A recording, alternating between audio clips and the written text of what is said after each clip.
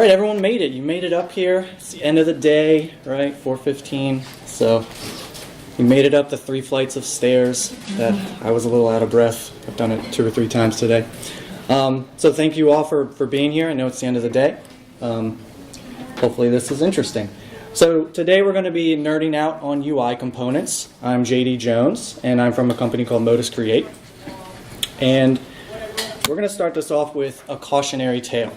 So a few years back, I was working with a client on a project, and this client, they're in the business of monitoring hardware for companies. They sell a SaaS platform that helps you do that, right? So imagine you're a company, you've got a bunch of servers, for example, and you just want to know, are those servers healthy? Are they, if they go down, we need to know about it, right? It was a lot more complex than that, but that's kind of the simple version. So as part of this project, every week we were meeting as a team to work on a design system. So for those of you who might not have heard of this term design system, it's relatively new in the past few years. It's essentially this single source of truth that houses all of your UI components. It also kind of speaks to the process by which the design system gets updated, right? So we're meeting every week to talk about these UI components within the design system. And one of the main things that we focused on was tables like this, data grids. And these tables, they had a few things in them. We had some like names of devices. We had every device has a status, different types of devices, even some statistics, right? Now, this conversation quickly turned into a very long debate. And where it all started was, at some point someone said, hey, what if we let our users actually customize which columns show up in this table? Because the thing to remember about these devices is like they knew everything about these devices. They had so much info about these devices that they thought it would be necessary to be able to pull some of this extra information in about each device. So being able to like say, I want to see the location of the device, but not IP address, right? So then that took us down another path where we said, okay, well, if they can add and remove columns, they need to be able to resize the table columns, right? So they can make room for different types of data. So then we had to talk about, like, well, how does resizing work? That was a whole debate and a whole discussion, right? And then came the question of what are the default column sizes on page load, right?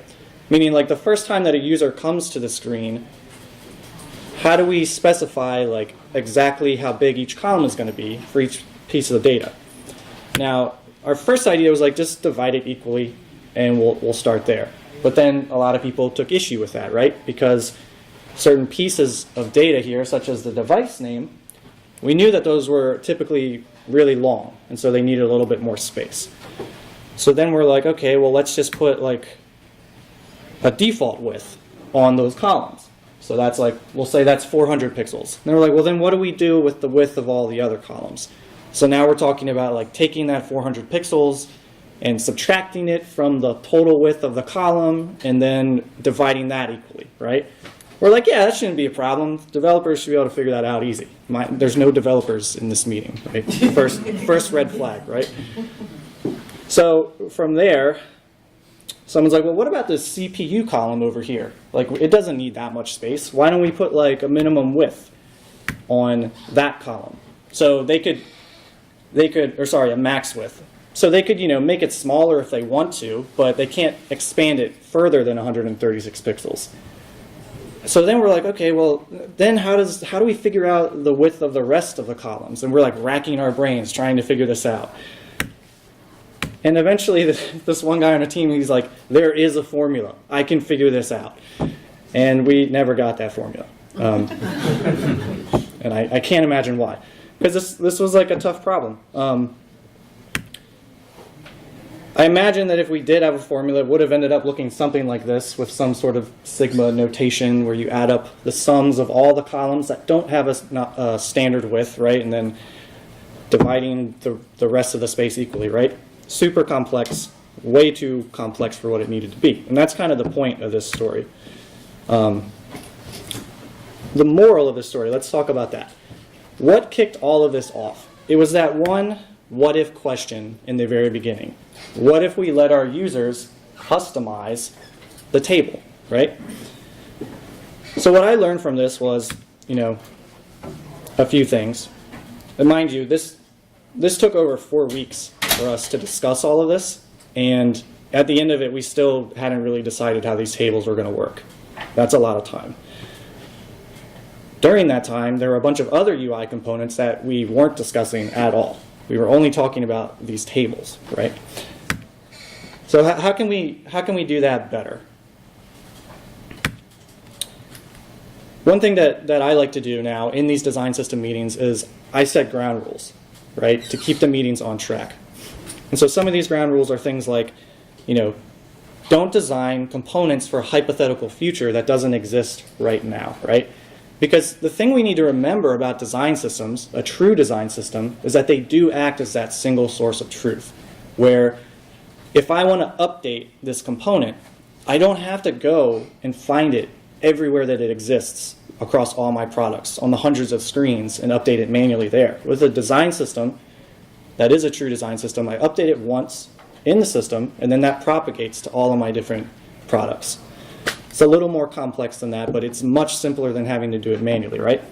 So because we're able to do that, we can design our components for the here and now. We don't have to think about all these scenarios that they have to support potentially in the future.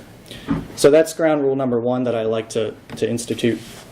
The other thing here, and I think this was talked about at a few of the talks earlier today, don't substitute configurability and flexibility for actually understanding what your users need, right? What we could have done is we could have actually looked at the different scenarios in which those tables were used and understood, okay, in this scenario it makes sense, 80% of the time our users will be happy if we put these columns in the table. In this other scenario, we need these columns, right? That would have taken much less time to build and to decide what to do with the tables. So this is what today is going to be about, right? More of what we just went through. I'm going to kind of talk through a few reasons why design system teams tend to agree, and then for each one of those reasons, I'm going to walk us through some strategies we can take to help us agree faster and agree better. So the first reason that I want to go through that design system teams disagree is that UI components are a lot more complex than you might think. So let's take a simple example, right? Let's talk about buttons. Buttons are probably the simplest UI component that you're going to use in a product, right? But if you really break a button down and look at its states, right, it has minimum like 4 states. You need a default state, a hover state, mouse down state, disabled state, and then you might even have some extra things like maybe the button can show progress and focus state. That wouldn't be extra. You should have that. So if we look at that, and then we think about for every single one of these states, we have to define a ton of things. We have to choose like what's the background color? What's the color of the text? Does it have a text shadow? Is there a border radius? There are so many different possibilities. And this is where a lot of the debate happens because different people have different opinions on what we should be doing with our buttons, for example. And remember, buttons are very simple compared to other components. So this is why at Modus we talk a lot about something we call definition of ready. And this was actually introduced to me from by our product team, a guy on our product team named Drew Falkman. He's a product manager at Modus. And so they talk about definition of ready in terms of user stories. Meaning, what do we need to know about a user story before we can say that it's ready for development? So the first time we talked about this, that got me thinking like, well, what does definition of ready mean for design? What does it mean for UI components? In other words, what do designers typically forget to define when they're defining their UI specs? Myself included, I'm also guilty. So let's walk through that and talk about some of these intricacies that we should try to remember. So earlier we talked about states, right? These different states of components. A lot of times we'll forget to specify the transitions between states, right? So for example, on this button, there's a slight transition between the default state and the hover state. Now that being said, not every component state needs a transition, but a lot of times adding these animations can make the component more usable, right? So that the transition isn't so jarring. Like think of like an accordion opening up. If it's just pops open immediately, you don't really know what just happened when you clicked on it. Another thing we commonly forget to do is think about our components atomically. So to talk about this, quick primer on atomic design, something that Brad Frost kind of pioneered a few years ago. The idea of atomic design is that our UI components are actually made up of these small, granular, reusable pieces, right? So if we take a look at these cards up here, you know, every card has a heading, it has a flexible content area. Both of those can be considered atoms, right? That you might reuse in other components, right? You might take that heading and use it in a list or, you know, on top of an image or something. The other thing we commonly forget to think about is with these flexible components, not all of the atoms are always required, right? You might have a card with no image on the left, or you might have a card that has an image on the right. So as the designers who are coming up with these components, we need to work with our development team to understand which of the atoms are optional and which of them are sort of required for each one of these components. And then last, my favorite one, responsive behavior. So a lot of times, you know, we'll be designing something for, you know, mobile, tablet, desktop, giant TV screen, whatever it is, and we'll just hand off like one static mock-up that's meant for like a laptop screen and leave it up to our engineers to kind of fill in the blanks and figure out what they're supposed to do with that. And I think that the biggest reason why this happens is that we don't have a common language about how we can describe responsive sizing, right? Because a lot of people, what they do when they try to define the responsive behavior is they start making mock-ups for every single screen resolution that they have to support, which just takes way too much time. It's not feasible. So instead, at Modus, the way that we talk about it is in terms of height and width, right? Every component is going to have a height, it's going to have a width.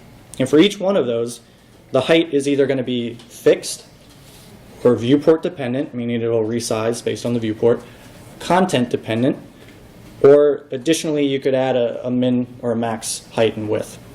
So let's walk through some examples of both of those. So at the top here you can see that's a fixed width because it's not moving as I resize the viewport. The one below that depends on viewport. It resized as I was moving the viewport size. And then depends on content, you can see as I'm typing here, it's actually going to get bigger, right? So pretty basic. And then we can look at what happens when I'm adding a max width or a min width, right? So as I'm making the screen bigger here, even though the top one does depend on the viewport, it maxes out at 500 pixels, right? So these are, again, common things that we need to remember to think about when we're handing off our design specs. Now let's dig in a second a little bit deeper into content dependent. Again, this is probably the thing that I see gets forgotten most often. If that content isn't going to be static and it's dynamic, we really need to think about, well, are there any limits on the content? You know, is there a character limit? Is there a limit on the amount of images that can be uploaded to the component? Is it user generated, right? Because if we design a card like this on the left, and that's all we hand off to our developers, they're going to say, what do I do when the title of the card is longer than one line? What am I supposed to do? So this just kind of shows a few different examples. Not all of the examples out there, but a few options. The ones you'll commonly see will be like just adding an ellipsis at the end of the heading or at the end of the content, right, at a certain character limit. This one has its pros and cons, right? So if we look back at that table that I was talking about with the device names, one thing that we realized was users could name these devices however they wanted to. And they were using the same prefix for every single device. And these prefixes were long, right? So the beginning of every device name looked exactly the same. So even though we were showing, you know, a good bit of the name, and we were like truncating it with the ellipsis, we found out that like every single device had the same name when you first looked at it. So we had to come up with a different solution. And then the second option here, right, is to just keep wrapping it onto new lines. And obviously, you might want to look into putting like a max width here, right, to keep it readable for people. Again, this has its drawbacks, right? If you're going to go this route, you probably want to understand whether there are those max character limits. Otherwise, you could have a card that ends up being like, I don't know, way too big. So, let's take it back to the problem really fast. What ends up happening when we don't have a definition of ready? What happens is we hand off our specs. Let's say they only, it's just a mock-up. There's no responsive behavior defined, no transitions between states. I've now opened up the door for my engineering team and my product team to start filling in the blanks themselves, right? Which isn't necessarily a bad thing, but what ends up happening is even if they come back to me and say, hey, like this is missing some things, I need some more information. Like even if they don't go off and just try to do it themselves, you've already opened the door. You've started their mind thinking about how they could solve that problem. And so now they have a stake in the game. They have ownership over this component. It's become their baby because they have an opinion.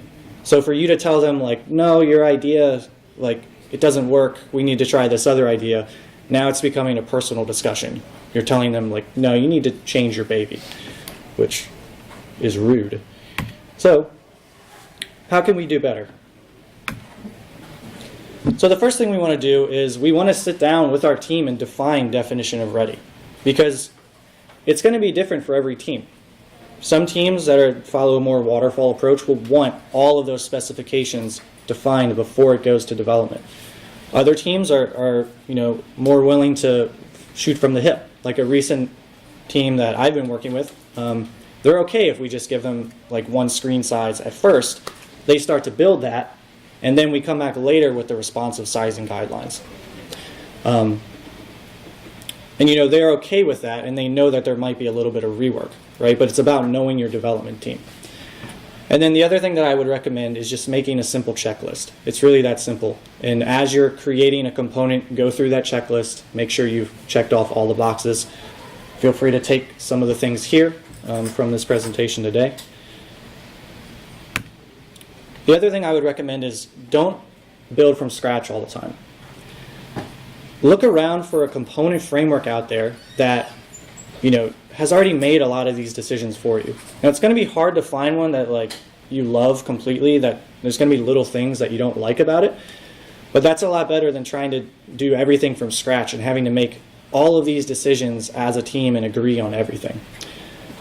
So then the conversation becomes just like, how do we change this one annoying thing about this component, instead of what do we do for the border radius, for the colors of background colors of the button, right? Doing that for every component.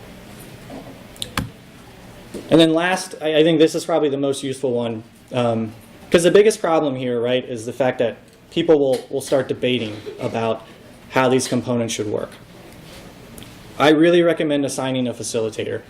And it doesn't need to be necessarily someone with a huge facilitation background. Just having someone in this role will do wonders for your team. Just having someone that day who's focused on making sure that conversation doesn't go off the rails will keep you on track. There's also some quick facilitation exercises that really anyone can kind of run. So if you've ever read the Google Ventures design sprint book, they have this thing called Note and Vote. That's really simple, where rather than just kind of having an open conversation, you ask people to write their ideas down on Post-it notes. Then they each present their Post-it notes, and then people vote on which ideas they like best. Right? So it kind of removes any sort of like hippo opinions from the room, doesn't let people guide the conversation where they want it to go. Another common thing that we like to do is effort versus impact, because this is again where a lot of these conversations come up. Is around like, well, how much extra time is it going to take for us to do this fancy thing we want to do with our UI component? Is the impact of doing that worth the amount of effort that it's going to create? And then last, one of my favorites, have a parking lot. So a parking lot is just like a place where you can say, all right, I'm going to table this discussion for now, we're going to return back to it, right? So thinking back to our tables example, remember there were all those other UI components that we were neglecting while we were talking about these tables. So if we would have done this, it would have allowed us to at least get something done on those other components. And then having a clear process for contribution is also really important. So my favorite example of this is Carbon's, the Carbon design system. This is IBM's design system. They make it super clear how you can contribute. They have like a light contribution, medium, and heavy, right? And then if you click on those links, essentially what they guide you to do is just to upload an issue into their issue tracking system. So now they have a way to prioritize the things that come in rather than having these endless conversations. So that was the first reason we disagree a lot. The second reason here is that we rely a little bit too much on best practices. And I know like best practices can be a really good thing. But sometimes best practices are just a way for us to take a shortcut. They're a way for us to not have to think critically about the problem. And I've done this myself. So a few years back, I was working on an application for pilots. And I'm not talking like airline pilots. These were like hobbyist pilots who had retired. You know, they had bought a prop plane and they were out flying it around. And so we're presenting our first designs to our client, and I go into explaining this best practice. I'm like, well, we've used really high contrast text within the app. You know, the background colors have good contrast with the text on top of it. We've made the text a little bit bigger. And he stops me and he's like, well, remember, these are pilots. They have incredible vision. They have to have incredible vision in order to get a pilot's license. And that kind of blew my mind because I was like, well, this is a best practice that I've been taught my entire career. And here it doesn't really apply. So that was really interesting. So how does this apply to UI? Skipped a slide. Skipped a lot of slides. So with UI, commonly what I see is that people start to think like there's a best practice for how to implement a dropdown, for example, right? They see a dropdown built in a certain way out there in the web, and they think this is the way that dropdown should work. And you would think like after so many years of building for the web, we would be approaching that point, but the reality is that there's still little inconsistencies in the details. So if you take a look at these two dropdowns, the first one's from Semantic UI, the second one's from Material UI, two very popular component frameworks. There are subtle differences. For example, here the options show up below the dropdown, right? So I can still see the label. Whereas with Material UI, the options show up on top of the actual emitting element of the dropdown. One of the most abused best practices that I see out there is be consistent. People cling to this like it's the Bible. And it comes up most often with design systems when we're making the decision around, should I use an existing component or should I use a new component, right? I'm designing a layout and I'm looking at my existing components. I'm thinking, those aren't going to work. I need something new. So here's an example. A lot of times, if we have designed a product that uses cards and we try to introduce lists into the design system, we usually get a lot of pushback because people seem to love cards, like for whatever reason. I'm not sure why. Like everything should be a card apparently.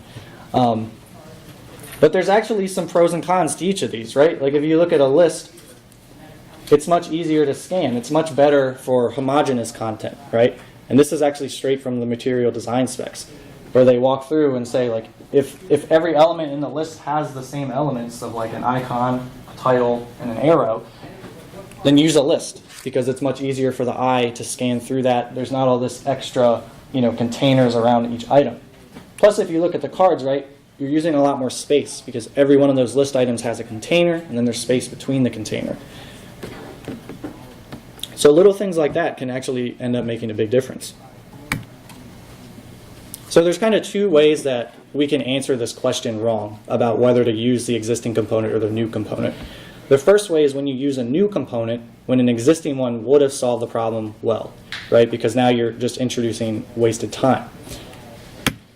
So this is where you get people who are the design system police, and they say you can't use that new component that's not in the design system. The other way we can answer this wrong is if we try using an existing component when a new component would actually solve the problem much better. So this is how we end up with things like drop-downs that have 600 options when you probably should have used like a full-page list with a search field or something like that. So how do we do better here?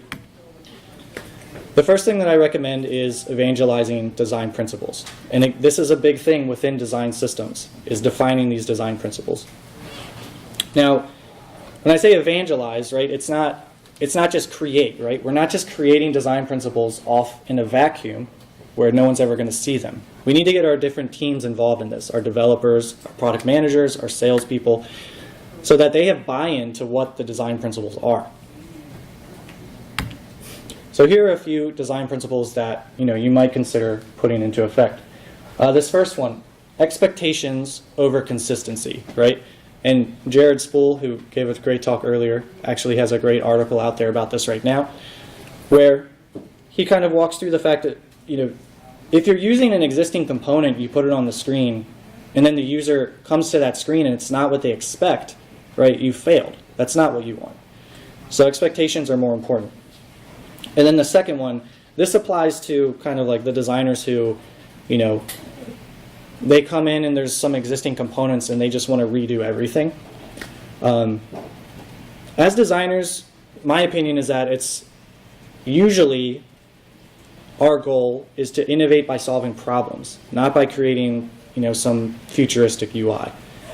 Now that being said, I will say that it's important to know your differentiators. Within your product and your business model, it may be really important for you to have the futuristic UI of, that's going to bring people to the app. If you take a look at Slack, their founders wrote an article about how the reason they were so successful is because they made Slack look like a video game. It had the same features as HipChat, had the same features as a bunch of other messaging tools, but they just made it more fun. So now I want to circle back to this question. Existing component or new component? How do we answer that question? What I would recommend doing is mapping out your decision tree. So an example of that, this came from the Canonical web team. It was an article that Brad Frost wrote. They've mapped out exactly the questions you need to be answering to figure out the answer to that question. Now, I do want to zoom in on this a little bit, though, because this is sort of a crucial part of this process. So let's say I've got this idea that I want to use a new component.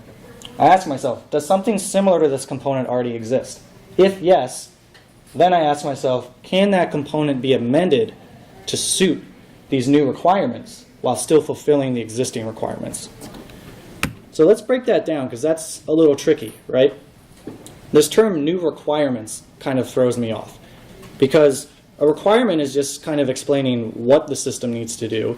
It doesn't explain how it needs to do it, right? There's a lot of different ways to fulfill a requirement. So really the question is, does this new component, does the existing component suit these new requirements well enough, right? And so that's super subjective, and that's why we get into these arguments. So what I recommend doing is mapping out the process by which you answer that question. Don't just map out the questions, what's the process by which you answer it? So you could take a route like this, where you kind of have some criteria by which you would say, all right, it's okay to create a new component if the new component addresses some usability issue, or maybe an accessibility issue. Maybe it just works better with this new layout that we have that we didn't have before, right? Now, don't use these as rules, right? These are guidelines, right? We don't want to get back into the same practice of just blindly following best practices. Which brings me to my last point here, and probably the most important thing of this talk. Talk with your users. And you probably hear this all the time, right? But there's something about design systems specifically, the fact that we're building it for our internal teams, that people seem to think it's like even more okay to just not do any user research or any usability testing of the components. But you're still designing for users. You still need to get their feedback, right? So what I recommend is, number one, being very easy to reach. Have a Slack channel open that they can just pop into and give you feedback. have it very clear within the design system itself where they go to submit that feedback. And then don't just expect feedback to come to you, right? Because something could be going wrong, and they might not come to you about it. You know, we see that all the time with these other digital products that we design. Be proactive. Reach out to them. Go out, schedule some sessions with them to just sit down with them during their workday and observe them actually using the design system. See where they run into issues, right? And the last point here is to make use of any existing cultures within your company. So the company that I talked about before with the tables example, they had an existing front-end guild meeting, right? Every month, people who are really interested in front-end development would get together and they would just talk about front-end. So we use that as an opportunity to reach out to people and say, hey, look, remember this design system we told you about? Here it is. It's been growing. Do you have any feedback? Have you used it? Let us know, right? So that kind of got people interested. All right, so that is it. Again, thank you all for coming. Any questions? I have a question for you. Sure. Do you find using material design like impede you on like the desktop views at all? Like using like some of the new frameworks, like in terms of like, you know, compatibility and searching and things like that? Yeah, that's a good question. Not that I've seen, to be honest. Like, is there a specific example that you're thinking of, or something that you run into where? Yeah, let's just say you were like using React or something like that, right? Uh-huh. Building an app, and then you kind of do a version for a desktop. Like, I guess my question is, you know, you're not seeing any trouble like Googlebot spidering that, or like trying to do search? Let's say you're doing it for a website or kind of an app framework. I guess it's kind of a difficult question. I'm trying to understand like compatibility from an app layer to desktop layer. Yeah. Let's say you wanted some of your content searchable. Let's say you do an app but have a searchable library. Like, so I guess what I'm asking is, do you see a difference between material design and kind of the more flat design in terms of that, or not really? I guess maybe the answer. So you're asking if like the design of the components themselves will affect the searchability of the UI, like scannability, or searchability and usability. right? So obviously I understand, you know, iOS, right? You know, do a native app. What happens when you get to like the desktop layer? So my question is like, is there a preferred design methodology? Yeah. I think that's what it comes down to. Yeah. So again, it's, you know, I would just go back to saying like, it's going to depend, right, on who you're designing for. I will say that like, I think with the stuff on iOS and mobile, we kind of overshot a little bit with like the full out flat design. We were missing a lot of like the affordances on like what's clickable, what are you able to interact with. I do think that material design kind of brought back some of that dimensionality, which is good. I don't know if that answered your question though. Yeah, no, it kind of does. I think it's like the world's changing, right? And then it's like you have, you know, one design style. Maybe the answer is no. Maybe you have to design flat for, you know, like desktop type versions, more material for phone.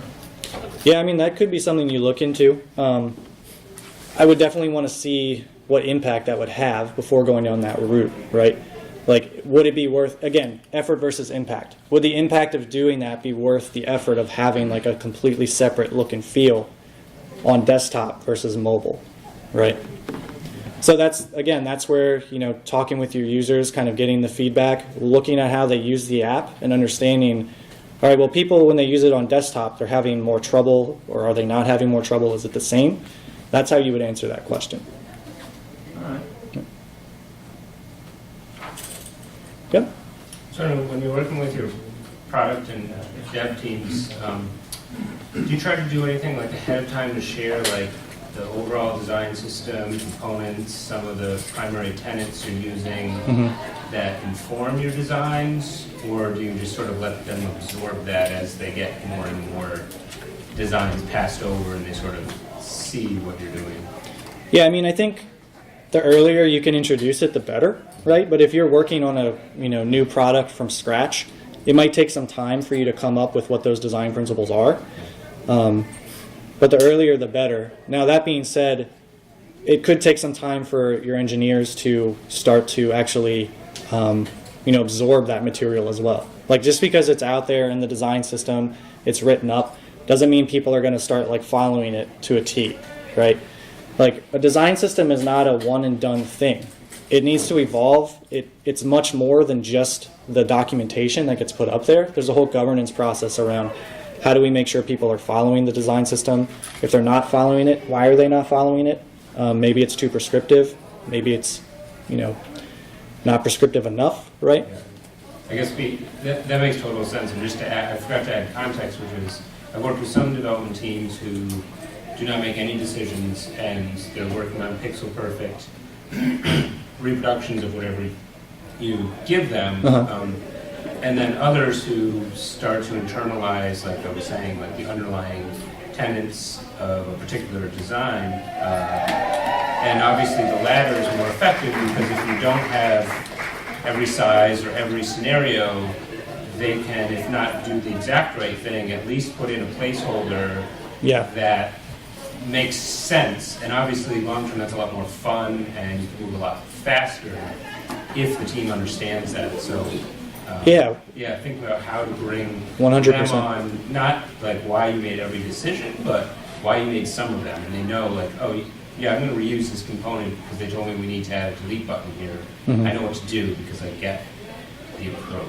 Yeah, like documenting those patterns can be super valuable. Like not just what a component looks like, but more higher level things like spacing between components, for example. That's something that we've put into our design system on a client we're working with right now, where we say essentially like spacing should be a multiple of 8, and there are these different like named variables. We have like extra large spacing, medium spacing, etc. So then, because pixel perfect design is like, I think it's like a pretty lofty goal, especially the way that kind of things get translated from our design tools into these tools like Envisions, Inspect, and Zeppelin, because the measurements between things get thrown off, right? So they'll be looking at our mock-ups or our prototypes and they'll see like, oh, this is like 31.5 pixels apart from each other. Like that's super weird. And we tell them like just round up to like your nearest multiple of 8 and look at the design system to understand what those spacing variables are. Can I ask another question? Sure. Sorry. So do you have a preferred, like, do you like note and vote, or do you have a preferred methodology when taking inbound feedback so you don't like drown? Yeah, I do like note and vote. I use it all the time, but I think that can be a little bit overkill because it does take some time, but it gets everyone on the same page pretty quickly. So I would really invoke something like that if you see that you're spinning your wheels a lot, if you're debating a lot about how these components should work, right? But I think, one thing that I always try to remember when I'm getting feedback about a design, no matter who it's from, is trying to get to the root ask, right? Like if someone just comes to me and says like, you need to make this component look like this, it's about asking why. Like, why do you want us to do that, right? Because, there was a whole talk earlier about how users, sometimes we shouldn't ask them to design for us, right? They can have good ideas and we can use those good ideas, but it's kind of up to us to understand, is that idea that they have really going to solve the problem well, right? And to do that, we need to understand what the root problem is. So sometimes it's a conversation to go back to them and clarify what exactly they need, as opposed to just saying like, okay, yeah, we'll do that. We'll make the button red because you said to make it red.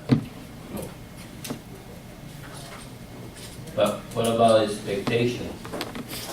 That you say that the customer has an expectation that you probably go against that. How you educate the customer? Yeah, so you mean expectations around like if they say to you this button should be red, that's their expectation? Or should do this and you know that it's not Yeah. that. So like if they're saying the button should be red, that doesn't necessarily mean that's their expectation. It means there's some problem underneath that. Like, oh, they're not seeing that there's some error state, right? Like that might be a reason why you would turn a button red. So then you could introduce to them, all right, well, instead of turning the button red, let's show you a validation message, right? That's right next to the button that you just clicked so that you understand why the error occurred, right? So there's definitely some back and forth there. It's understanding what that expectation is. You need to understand that, right? That's kind of what understanding the root ask is about. Yeah. Do you have a preferred way of actually documenting the design system? Because, you know, you obviously could just have a document, but I've also seen things where people have everything laid out almost as if you were someone that was getting an external framework where you have all these tabs showing all these controls with examples and all these kind of things. Have you found something to work better for that? Or? Yeah, I mean, again, it's like we've got to think about design systems as if they're a product, right? And you've got to think about what's unique about the people you're building that product for. So, you know, developers, right? You know, you might want to consider like they're usually okay with having a higher level of density on the screen. So, you know, they could be okay with like more bells and whistles, but that's a generalization, right? You might have people who say like, no, I want that clean look. I want this to be more compressed. One thing that I will say is that it needs to be searchable, right? It needs to be easy to find the stuff that you're looking for. And so that comes around to like naming conventions a lot of times. Like I might call a drop-down, but you call it a select box. So you go to the design system, and you're like, where the hell is the select component? How do I find that? So an idea that we've had is like this idea of aliases, where, you know, even if you go and search for select box, the system knows that, like, we call that drop-down, but select is an alias for that. So, but yeah, like even, I have mixed feelings on this, but I feel like even a design system that just lives in like Sketch, for example, like in a design tool, that's useful. That's still useful. It's not going to be as useful as a full-blown design system that has online documentation, but it's at least going to get your designers on the same page, and it'll get them prototyping faster. So even something like that could be. Document any of the, like the reason for some of the decisions, like, you know, how you were saying earlier about the pilots have good vision.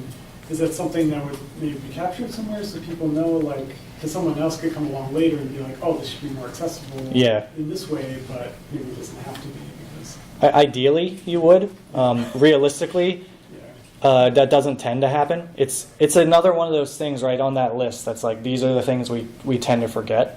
Like on the project we're on right now, we're working so fast, we're making tons of decisions every day, and they don't all get documented.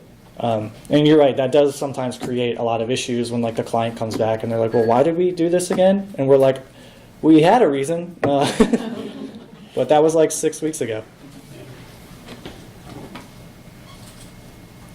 All right, anything else? Cool. Well, thanks everyone. I really appreciate your time today.